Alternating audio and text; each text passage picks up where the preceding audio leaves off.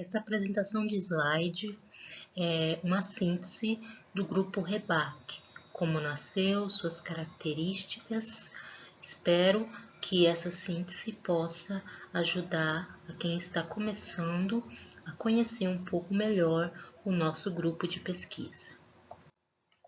Primeiramente, gostaria de mostrar ao grupo essa logo do grupo REBAC, que foi feita pelo professor Luciano Ponzio, da Universidade de Lecce, na Itália, em visita a Cuiabá, em 2013.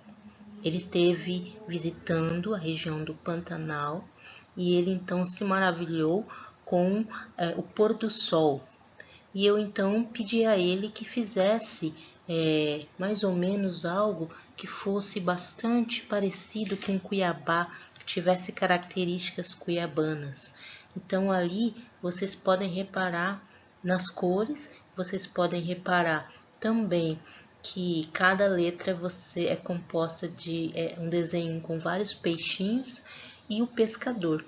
Essa figura do pescador, ela é uma história interessante porque não é apenas a visão dele sobre Cuiabá, mas eu uma vez brincando no Google Tradutor, né, e eu fui verificar se existia a palavra rebaque em russo.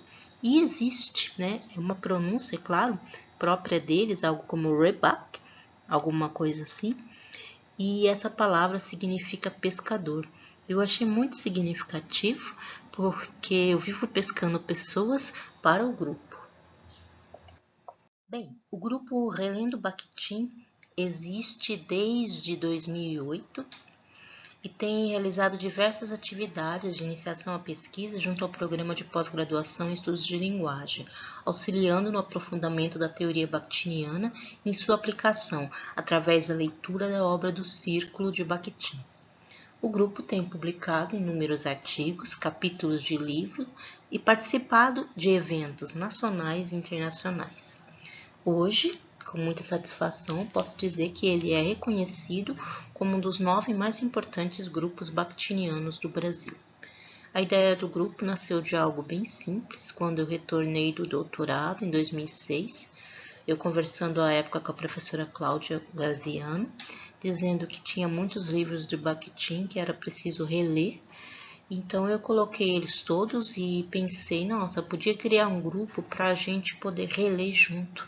E aí nasceu o Relendo Bakhtin.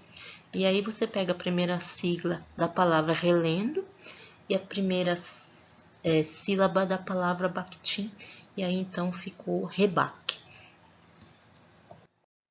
Desde então 2008 até final de 2019, a gente teve então um total de 28 dissertações de mestrado e 3 teses de doutorado defendidas, tendo como base a teoria enunciativa discursiva, né, de base bakhtiniana. Hoje a gente tem 2 dissertações em andamento e 2 teses também em andamento, e isso sem contar com os novos orientandos que chegaram, que são 2 novas mestrandas, 2 doutorandos. Ao longo desses 12 anos de trabalho do grupo, nós tivemos assim vários focos de pesquisa, né, uma ênfase diferenciada dependendo assim do período, e a gente foi mudando os focos, né?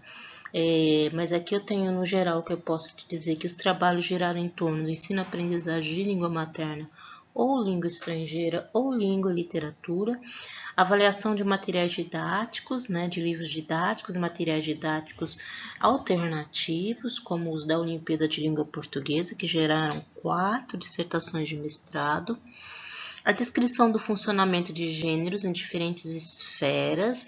Tivemos gêneros da esfera jurídica, da esfera publicitária, da esfera política, da esfera das mídias sociais, ensino-aprendizado de diferentes gêneros também, e a gente pode listar alguns como letra de canção, poema, curta-metragem, memórias literárias, conto, infanto-juvenil, gêneros do narrar, notícia, gênero, acorde, sua ementa, seminário escolar, crônica, gêneros multimodais, HQ, entre outros. A gente também teve alguns trabalhos com focos na relação entre leitura, produção de gênero e avaliação de redações, com alguns trabalhos sobre reescrita de redações, sobre a produção escrita de alunos na escola e sobre também o Enem e algumas questões da escrita em redes sociais. E a última ênfase nossa, talvez seja um dos carros-chefes atuais do grupo, é o estudo das línguas de sinais, seu ensino, a escrita de língua de sinais, a língua de sinais e sua relação com as línguas estrangeiras, a língua materna como Libras, né, para o surdo, ou língua portuguesa como língua 2, né, como L2, e também um trabalho sobre interpretação em Libras. O grupo funciona da seguinte forma, com encontros semanais ou quinzenais, isso depende muito do ritmo de atividades. Alguns semestres são semanais, outros semestres os encontros são quinzenais.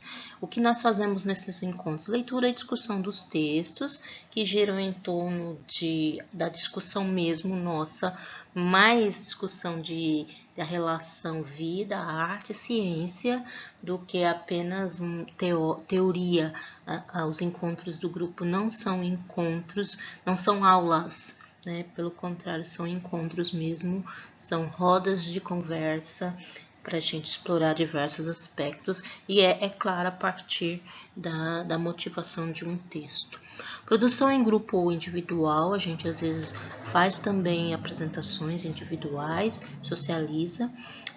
Alguns trabalhos do grupo já foram publicados numa revista que foi criada por um dos nossos participantes, muito ativo, o professor Cláudio Benaschi, criou a revista Diálogos, Revidia, hoje ela é uma revista B2. Já fizemos alguns eventos, um grande evento em 2013 chamado Primeiro CIR-REBAC, que foi o primeiro circuito de releituras bakhtinianas, foi um evento internacional, porque a gente teve a presença dos professores Luciano Ponzio, da Universidade de Lecce, na Itália, e do professor Augusto Ponzio, um dos grandes bakhtinianos mundialmente reconhecidos da Universidade de Bari. Em 2018, a gente teve o REBAC participando do primeiro Intergrupos Bakhtinianos na Universidade Federal do Espírito Santo, junto com o grupo de Bakhtin deles lá, o GEBAC. Em 2019, a gente teve o segundo Intergrupos Bakhtinianos também na UFES, mas a gente teve ainda, além do REBAC e do GEBAC, nós temos a presença do GED, que é um grupo também de estudos de discurso da Unesp, liderado pela professora Luciane de Paula. Para 2021, a gente tem um projeto de o terceiro Intergrupos, com o tema Bakhtin Trans, para o ano que vem, e a gente ainda está com essa ideia no papel. Ao longo desses anos, a gente se deparou com várias problemáticas que a gente pode dizer são problemáticas de base bakhtiniana que circularam, vamos dizer assim, no grupo como problemas teóricos, né? Um deles, a gente pode dizer que foi o primeiro, que é pensar o conceito de gênero sem pensar no conceito de enunciado concreto, porque o que nós lidamos de fato é com os enunciados concretos. O segundo seria confundir o conceito de gênero com o conceito de tipologia, que é o que a gente já está acostumado na escola, a descrição, a narração e a dissertação, ou com o conceito de gênero literário, que é um conceito clássico do gênero épico, lírico e dramático. O conceito de gênero bakhtiniano é absolutamente diferente disso tudo. Trabalhar também de forma mecânica e estanque, né, dicotomias, leitura e produção, oral, escrito, verbal e não verbal, que nós compreendemos que não tem como, a partir de uma proposta dialógica ancorada, né, na visão de uma metodologia para as ciências humanas de base bakhtiniana, não tem como você trabalhar mais com essa noção de dicotomias, né? Apresentar um trabalho, não um trabalho sobre o funcionamento do gênero, sim, classificações e gramaticalização do gênero, que é um problema muito sério que foi parar na escola, de algumas visões sobre o gênero, de uma gramaticalização do gênero pelo livro didático.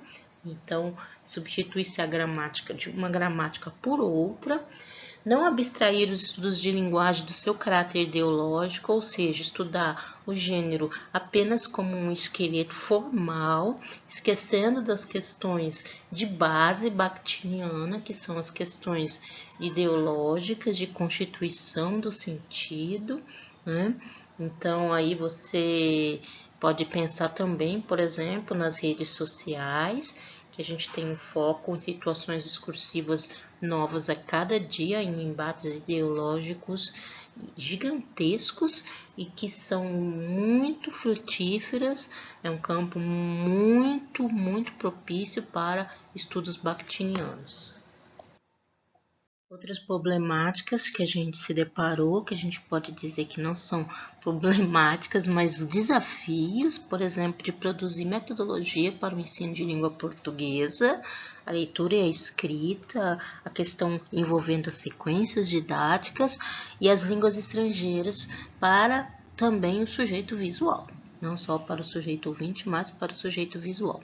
A produção de material didático para essas novas demandas de aprendizagem, a partir do ensino a partir de gêneros, do público sujeito visual, apropriação das novas traduções da obra bakhtiniana, isso é muito recente, de 2017 para cá, em que as novas traduções começaram a aparecer, e ampliação da compreensão dos conceitos, né, que já são bem conhecidos e às vezes, por vezes, até mesmo dos especialistas, a gente tem certas leituras enviesadas, né? Então, a apropriação desses conceitos, a compreensão, a interpretação, né, a dar cara para esses conceitos, tentar entender o que a teoria traz, e ressignificar esses conceitos à luz, né, da compreensão do grupo foi também um esforço. A gente tem conceitos como de interação verbal, que não são tão explorados porque parece que é algo absolutamente tranquilo e não é, conceito de alteridade, conceito de exotopia e o conceito de arquitetônica.